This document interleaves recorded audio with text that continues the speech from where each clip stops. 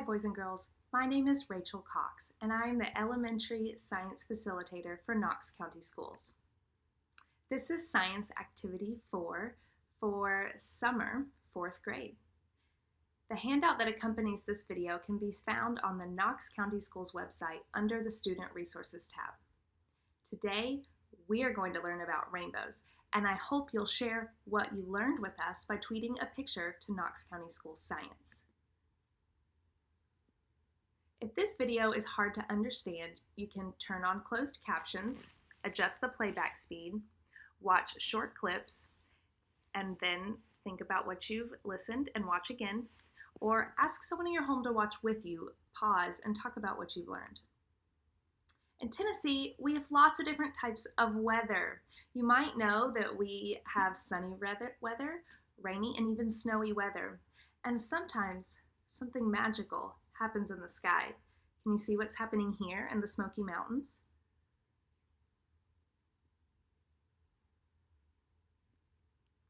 Sometimes a rainbow forms in the sky. It sure seems like magic or make-believe. In fact, many cultures around the world have different legends to explain the causes of rainbows. You might be familiar with this Irish folklore about a leprechaun that places a pot of gold at the end of a rainbow. Or what about an Australian legend about a snake, a rainbow snake that hops from watering hole to watering hole? Take a look at this ancient snake cave painting from Australia. Do you see how the snake's body kind of looks like the curve of a rainbow? How about now? So what do you think? How do rainbows form? And where do those colors in the sky come from? A rainbow isn't made of stuff that you can reach out and touch like most colorful things. For example, think about this red car and green frog. These things get their colors from what they're made of. The red car has red paint on it, and the frog has green skin. But a rainbow is different. It's not something that you can reach out and touch. Take a look at the rainbow in this video. It doesn't contain colored stuff like the chair or the frog did. Instead, the rainbow seems to float in the air. All right, check this out. Take a look at these pictures of rainbows. What do they all have in common?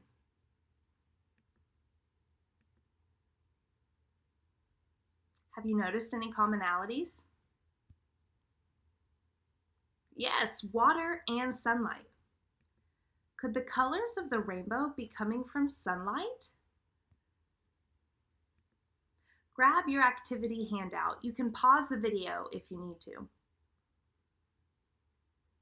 You might already know that light is energy because we're in our energy unit and you've just learned about sound energy. Let's read a little bit more background information about sound energy. Follow along with me. Did you know that rainbows are made of light? We need to understand light energy to learn how rainbows are formed. Light travels in waves. Light waves move in a straight line until they hit something, and then the light changes direction. We can change the direction of light in two ways. Reflection, the bouncing of light waves off a surface. You might be familiar with reflection in mirrors you have at home. And second, refraction, the bending of light waves as they move through a transparent material. So, let's investigate these two terms a little more closely. It's easy to see how the path of a beam of light moves in a straight line in this dark picture. We can change the direction of a straight beam of light by placing a mirror in its path. This light was straight until the mirror was set in its path, and now the light seems to form a right angle. Did you see the light change directions? Mirrors aren't the only materials that reflect light, though. Objects that aren't smooth and shiny like mirrors don't reflect light as well, but they do reflect some light, like this frog. We can see the frog because the light reflects off of it. If the light didn't reflect from the sun into our eyes, we wouldn't be able to see it. If objects didn't reflect light, our world would look like this. Pretty scary, huh? So we know that light is a wave of energy, and it travels in a straight line. But there is another way to change its direction aside from reflection. Refraction bends light, or refracts, as it passes through another clear material. Light waves are already passing through the air around us, which is clear. But look what happens to the light when a clear glass block is placed in its path.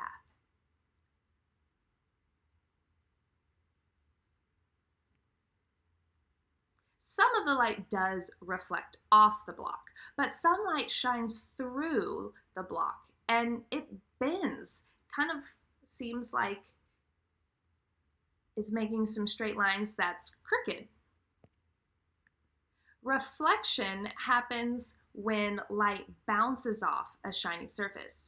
Refraction happens when light waves bend as they pass through another transparent or clear material. This graphic shows light from the sun passing through air and then a second clear material like a piece of glass or plastic.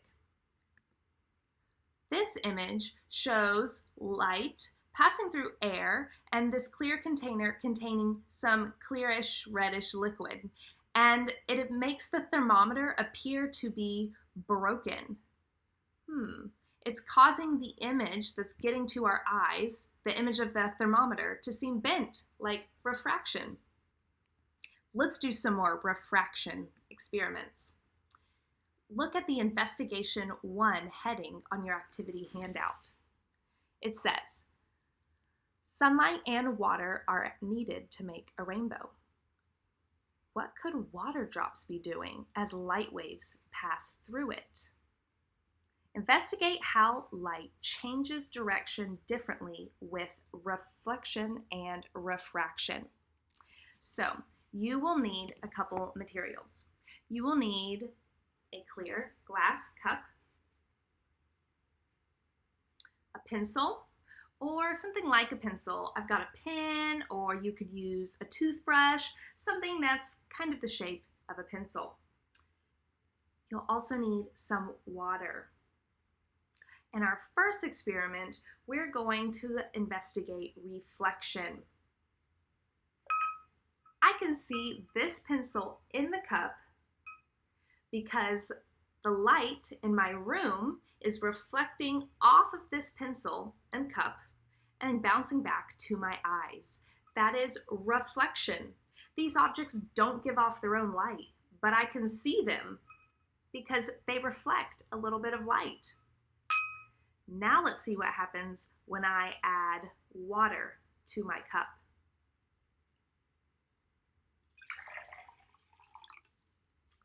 Okay, you only need about half a cup of water.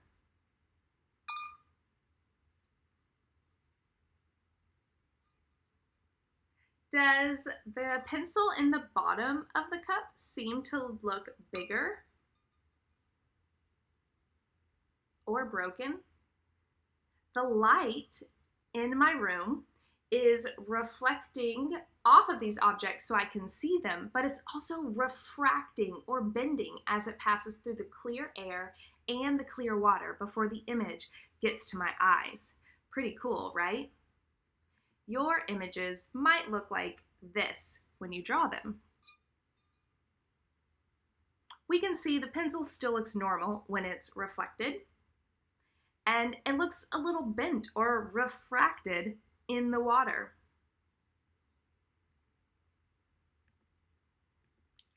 All right, I want you to try this refraction experiment. With that cup of water that you just used, you're going to move your cup closer to your computer screen towards the arrow. I've got one here so that we can do it together.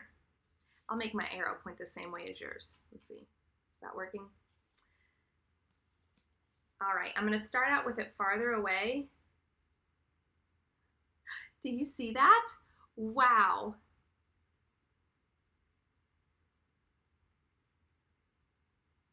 The arrow seems to change direction.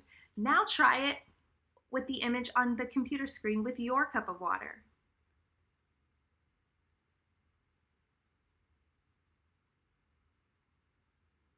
Did the arrow seem to swap directions? All right, now try this one. Same thing. You can experiment with moving your glass closer and farther away, or up and over the image like I did. I have one here for us to experiment with as well, so you can see what should happen. I think I like the slow drop. Whoa, they're looking all sideways. And if I move it, oh, do you see that? The red and green appear on opposite sides. What happens when you experiment with how you place the glass in front of the images on your screen? You can pause the video or go back to keep trying this at home. So what is making these images flip around? Scientists have learned that clear glass or plastic cut in different shapes causes the light waves to bend different directions as they pass through the clear material. The concave shape causes them to bend out.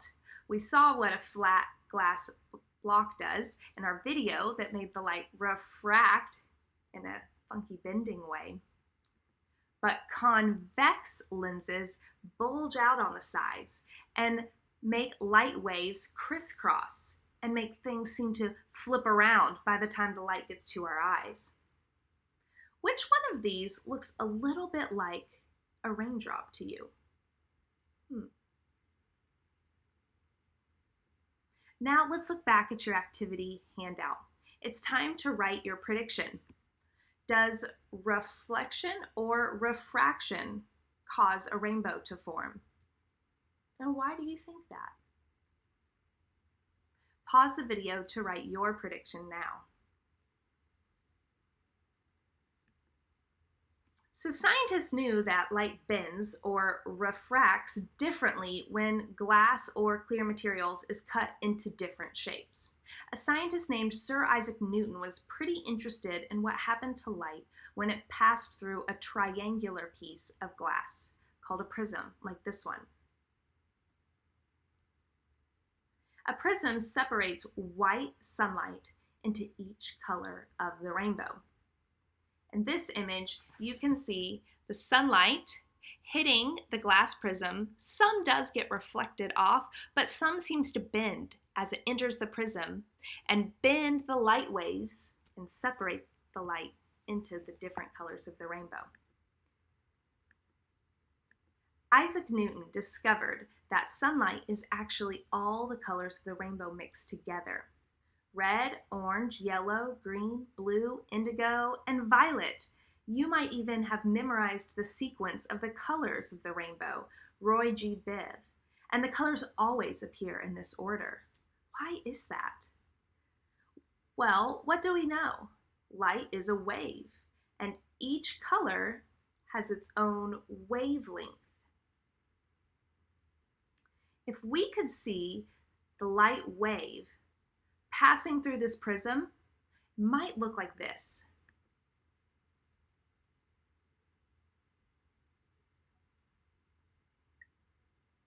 Let's take a look at that one more time. The red light waves actually have the longest wavelength, the largest distance between the humps in the wave or the crests. Now take a look at the violet or the dark purple color. They actually have the shortest wavelength or the shortest space between their humps or crests of the waves. Now we know that light waves are actually a mixture of 7 different light waves, and each of these 7 light waves is a different color. But how do these 7 light waves get separated in the sky to form rainbows? Let's keep reading on your activity handout. We know light is a wave, but did you know that each color is a different wavelength? Sunlight is actually many different wavelengths mixed together. In Activity 3, we learned that we hear different sounds depending on their wavelength. Our eyes see different colors depending on their wavelength. We can see 7 different colors in all. A prism is a triangular piece of clear glass that can separate the 7 different wavelengths of light. The clear glass bends or refracts light waves. Each color of light bends a little differently because each has a different wavelength. Red has the longest wavelength and violet has the shortest wavelength. I want you to notice something in particular about the colors of the rainbow. Why do they appear in this order? Take a look at the last question on the second page of your activity handout. Compare the diagram of wavelengths for each color to the rainbow created by the prism. What is the relationship between wavelength and the sequence of colors in the rainbow? Take a second, pause the video, compare these 2 images, and think about which answer choice you agree with.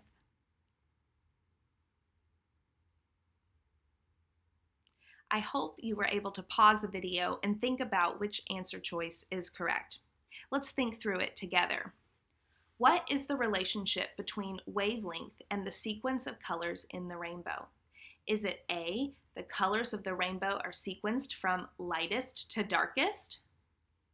I'm not seeing a connection about the lightness or darkness of the colors. I don't think A is correct.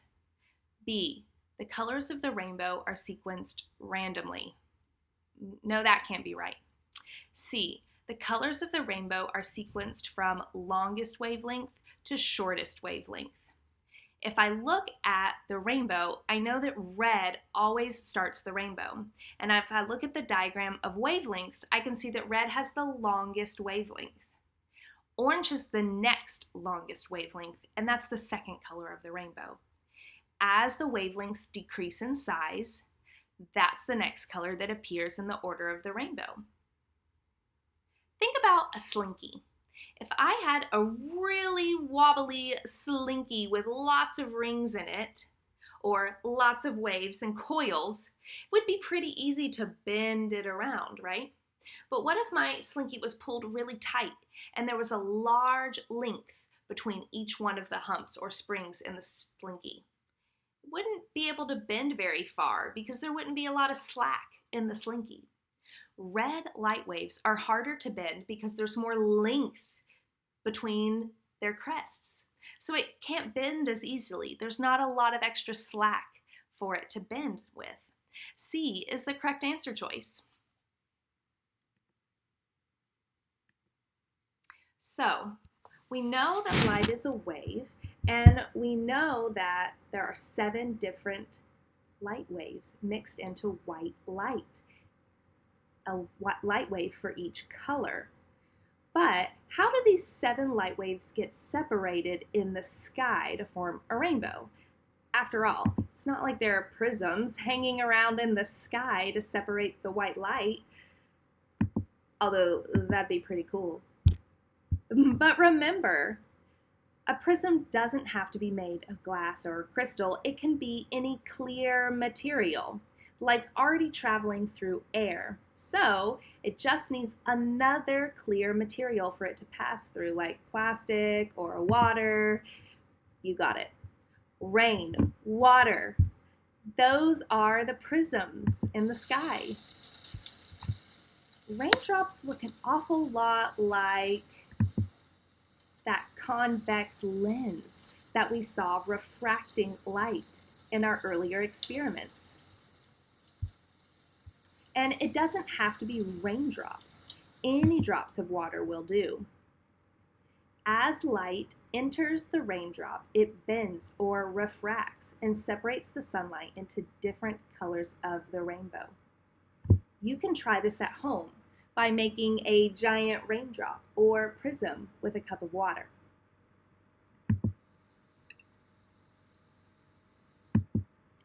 Here's what we'll be doing. Take a look at the last part on your activity handout, Investigation 2. Let's read together. Rainbows appear when light waves from the sun pass through water drops in the air. Each water drop is like a tiny prism. When sunlight enters the water droplet, it is refracted.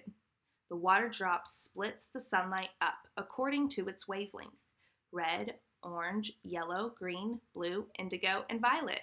You can separate the colors in light by making your own prism with a cup of water. So, all you need are the materials we've already been using. A clear glass cup or other glass container, Tupperware works great. I've been able to make it work with a plastic clear tumbler, but if you have glass, I suggest you use that. You'll also need 2 sheets of white paper and a flashlight. I used the flashlight on my phone in my experiment at home. I also couldn't find any white paper, so I used white cardboard, but you can use white takeout napkins or a white dish towel or t-shirt, basically something that will allow you to easily see your rainbow on top of it. You'll also need a place with a low table, like a coffee table, or I used a toilet. You'll see that in my video in just a second. So here are your directions. Remember, adult supervision is required. You'll need to fill the glass cup about halfway with water. Carefully place the glass cup on the edge of a coffee table or low surface, and then gently scoot it so it ends up about halfway off the table. But be careful, don't let your glass fall off the edge. Now place 2 sheets of white paper or whatever light-colored material that you're using on the floor next to the table. Then you'll shine your flashlight, I used my phone, at an angle through the water onto the white paper on the ground below. It takes some adjusting, but it's worth it. Check out what mine looked like.